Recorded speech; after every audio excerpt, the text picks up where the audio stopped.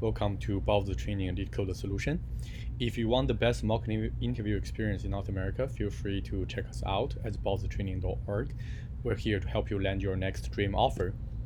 Today we're going to talk about a Leetcode problem 1176, diet plan performance. So it is an easy problem. Essentially is like giving you an array of calories, and then there's a lower bound, there's an upper bound, and then give you a k, which is a window of time. You can think about, it's kind of obvious, it's a sliding window. So within this k window, right, so if you sum all the values in the calories, if it is larger than upper, you get 1 point. If it is lower than lower, you minus 1 point, and then later you will return what is the point. So they have a bunch of constraints. However, it's the only keyword for this simple problem is sliding window. We should be able to spot it right on.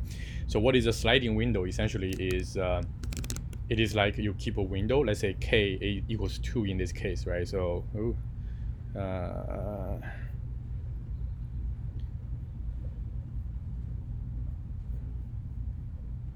you keep a window of k like this. So this k equals to 2, and essentially you can just use this window, and whenever you move upwards, you just add one element into that window, and then you kick off another element on the left of the window. So you always move this window around. So this is a basically a sliding window with a rolling sum kind of problems. It is a kind, it's not that easy to code it right in the first pass, because there's also a few optimization we can do. At least I didn't code it pass in the first code it right in the first pass, so there's a few edge cases. But first thing is, at first I'm more intuitively to use 2 pointers. One is the start and one is the end. However, one quick optimization is, as long as you keep a start, which is this in this case index I, so the end is always going to be I minus k. And we can only have one loop, because at first I was thinking, oh, I'll just have a quick for loop in the beginning, and then to get the initial sum, and then have another loop. So, but we can literally use this to continue.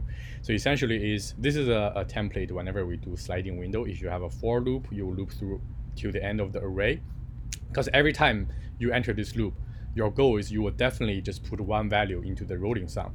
And then here, I is like your starting index. I is less than k minus 1. Noted here is k minus 1. For example, if k equals to 2 here, right? So what you wanted to do is, if I is less than k minus 1, you keep adding the value to your rolling sum. But at the moment I is equal to k minus 1, which in this case k is 2, k minus 1 is 1, that means if your I is already here, you want to do a calculation, because you already meet your window size criteria. So that's why this is I minus k. At this moment is already I equals to k minus 1. So, and then you will do, but I is not larger or equal than k, right? So you will do a performance plus, performance minus.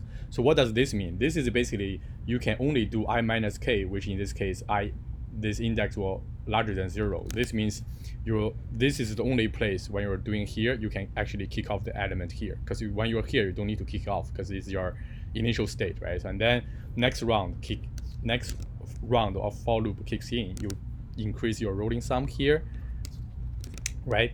And then you have to kick off the element before you do another round of performance, or else you will have the rolling sum contains 3, so you have to kick this one off. This is basically the I minus k kicks in.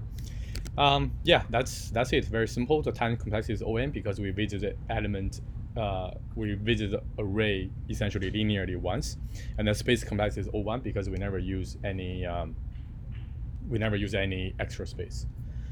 That's all. Let me know. Leave any comments if you have any questions. Thank you for watching. See you guys next time.